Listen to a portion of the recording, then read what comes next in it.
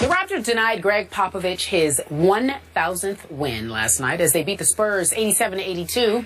It was San Antonio's worst shooting performance of the season, but Pop didn't seem to mind missing the milestone too much. He was seen laughing the loss off with Dwayne Casey after the game.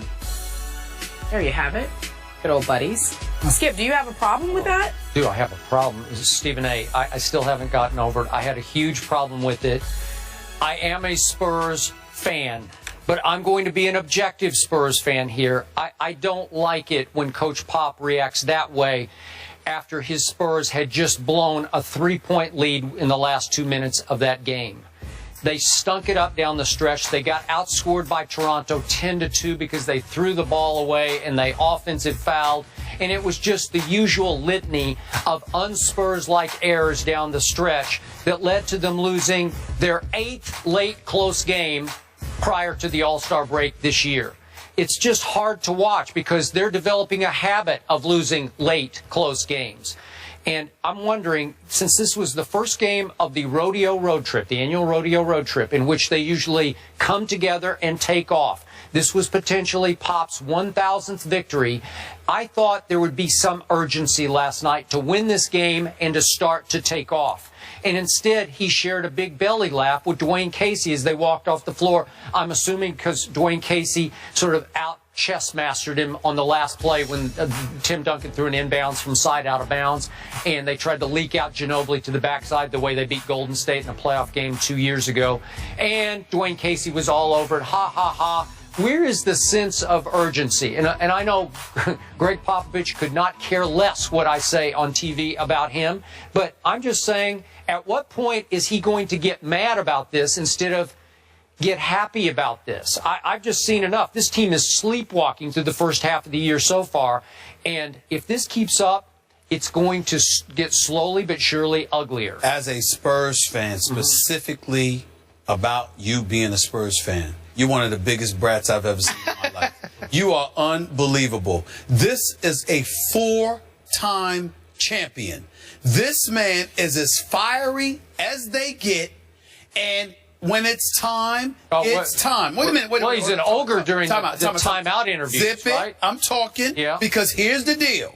You can't sit there and talk about my San Antonio Spurs, and they're going to do this, and they're going to do that, and sweat over a game in the regular season. 8 of them. 8 of them. It doesn't matter. It doesn't matter. It doesn't What if matter. they miss the playoffs? Oh, then come talk to me then. All right. But right now, their history, this team that hasn't lost 50 games, hasn't won less than 50 games since 1997, with the exception of a 50-game strike lockout short season when they won 37, I think that there's cause to pause and say, excuse me, this is Gregg Popovich, one of the great, if not the greatest coach in the game today. And because the outcome has been decided, and we don't know what he said to his team in the locker room, but because of a guy that coaches in Canada that he's not going to see but twice a year. Oh my God, he's sitting there and joking it up after a long It was funny. That's a big deal. It was the funniest thing. They got outscored 10-2 in the last So in other words, it was hilarious. Gregg Popovich, a 4-time champion,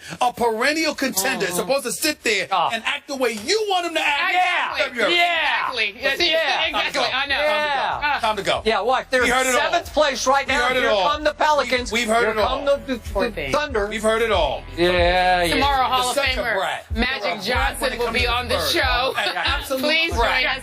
He's being an objective brat. Our next guest was a center in the league for 14 NBA seasons. He's the NBA Nation brand ambassador. He's known for shattering backboards when he dunked, which eventually led to the league using breakaway rims. You know about that. Daryl Dawkins, a.k.a. Chocolate Thunder, is here on behalf of the NBA. We really appreciate you being here. And I know that you're here to promote the All-Star Celebrity Game and All-Star festivities in general. But I'm also here to talk a little bit about the map. They have a new map for New York to talk about some of the great players that was here. Connie Hawkins, Connie Archibald. All right. Well, Those kind of guys. we definitely can get to that. We got plenty of time with you here. My first question. Oh, you do? How long y'all got? We got all. You can sit here for the rest of the show. We don't have all day. You don't can have sit all for the rest day? of the show if you All right. like. Go ahead. Give me 5 minutes. I gotta you go got- around the back with No, it. you got plenty of time. Okay, so No let's problem. talk about the dunk contest specifically. I was just going through the list of folks who are participating. Well, who would you like to see in the dunk contest? Because the lure, the fascination with it is no longer there. Well, you know, I take the hits because when you're a big boy, you're gonna get hit. When the dunk was at its highest rate, Doc, Dominique Wilkins, Bud Webb, Larry Nance, all these guys was in it, and it was big for the NBA. Now it's come down a little bit, and we're looking for ways. No, not a little bit, a lot. We're looking for ways to try to get it back and get it exciting again. I don't know. I'm rooting for the plumber in the whole thing. Plumlee, maybe. Yeah, I call him the plumber. Yeah, he don't seem to be as afraid of anything. And if he want to make a real name for himself, he got to get out there and get busy. Are you of the mindset that some bigger names should be participating in the slam dunk contest? I don't want to overstep my jurisdiction, but between me and you, you know, we can always talk. I would like to see the bigger names in there. I would like to see LeBron in there. I would like to see Kobe in there. I would like to see that. I'll take a hit for it because that's when it's so exciting. That's when it was so big with Doc and all those guys. But Kobe did it, and LeBron never tried. And maybe LeBron sort of passed his days of being in the dunk contest. Well, maybe he did, and the way I visualize things is it's all about money. Sneakers. If you win this sneaker and he wearing that one, he outdunk you, everybody's buying another sneaker now. You got to look at it the way it is. Well, I mean, Blake Griffin put himself on the commercial map, right? Yeah. Yeah, Blake got busy. Blake got busy. I want to get back 3 more inches out of him, and we'll really have some white chocolate flying around here. That's what I'm going to call it. Okay. Let me transition to some NBA basketball. Go right ahead. Now. The Philadelphia 76ers. Last season, at the very least, they were an abomination. We all know this. A lot of people felt they were throwing the season.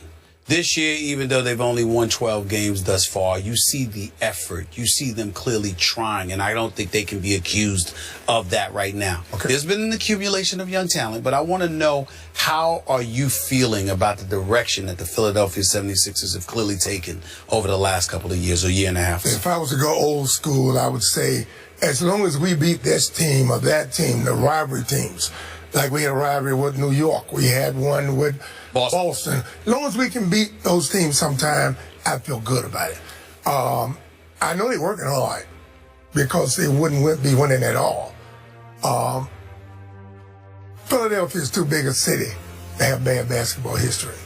And they got to get it back on track fast because people find other things to do with it. How much time are you talking right now? I'm hoping within 2 years we can see something happening. I didn't say be great. I said see something happening. That I could see a guy in the grocery store and he'll say, yeah, man, throw the tickets in the bag, man. But before that, they were saying, don't put the tickets in there to make the meat go bad.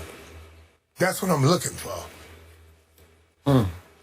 You played for a long time a position once known as center. We don't have many centers left in this league. We thought we had maybe a great one in Dwight Howard. Your thoughts on what Dwight is and is not so far? Well, you know, I hate to criticize the guy, but Dwight has gotten very cool now. Mild-mannered. I like the hungry Dwight that came in and dunked on everybody and blocked shots and ran the floor. Playing center, you got to be ready to take a beating one night or give a beating the next night. And we don't have a lot of guys doing that. Most guys now, 4, playing 5. I guess they want to play with more speed. Do miss their position because guys don't play with their back to the basket. And that's one thing a center could do. All right, well, as mentioned, you're here on behalf of the NBA All-Star Game and the Celebrity All-Star Game. What did you want to mention earlier? You were talking. No, we're talking about a map that we have out now, talking about some of the great guys that played in New York, got New York ties. The map is from all 5 boroughs. And we got Connie Hawkins, we got Doc, we talk about Red Holzman and Red Auerbach, all the guys that were in New York New Jersey or wherever. But a guy that I love to talk about is the man Hawthorne Wingo. Mm-hmm. Now, here's a guy they say never should have got to the NBA, but the fans loved him. They loved him. Now, you got to go on your app, your mobile device, get on the app, and pull up the map.